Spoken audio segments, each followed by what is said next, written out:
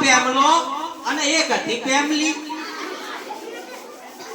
લાકડો કાપવાથી થાકી પાકી અને સોજે પેમલો ઘરે આવ્યો અને પેમલીને કહ્યું, એ પેમલી, આજ તો થાકીને લોથ થઈ ગયો છું હો.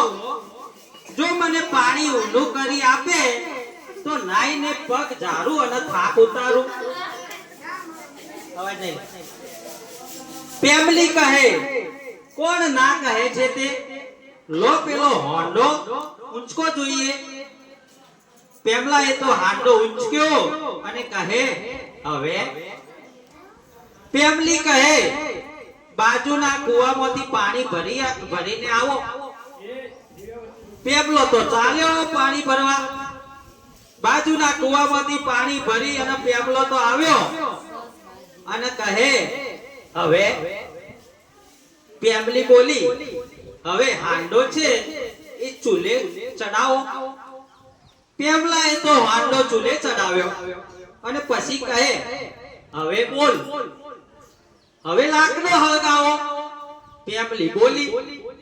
પેમલો તો મંડ્યો લાકડો હળગાવા. લાકડા સળગાવી અને પાછું કહે, હવે પેમલી? પેમલી કહે, હવે ફૂંક્યા કરો. બીજું વળી શું? પેમલે તો ચૂલો ફૂંકી અને તાપ કર્યો, અગ્નિ કરી. હવે પેમલી કહે, શું કરું? શું કરું હવે? પેમલાએ કહ્યું, હવે શું? હવે આ ઉના પાણીનો હોંડો નીચે ઉતારો, હોંડો થાળે મૂકો અને નાઈ લો. સારું લે. પેમલાએ તો ઉના પાણીનો હાંડો લીધો, નાઈ અને પેમલો આવી અને પેમલીને કહે, હા, જો તો શરીર કેવું હળવું ફૂલ થઈ ગયું હો. રોજ આમ પાણી ઊંડું કરી આપતી હોય તો કેવું સારું. હું ક્યાં ના પાડું છું, પણ આમો આળસ કોની? કોણ આળસ કરે છે?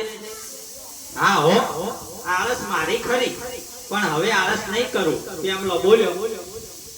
તો ઠીક, હવે જાઓ અને સૂઈ જાઓ. પેમલા અને પેમલીની વાર્તા કેવી લાગી ભાઈ? સરસ હતી.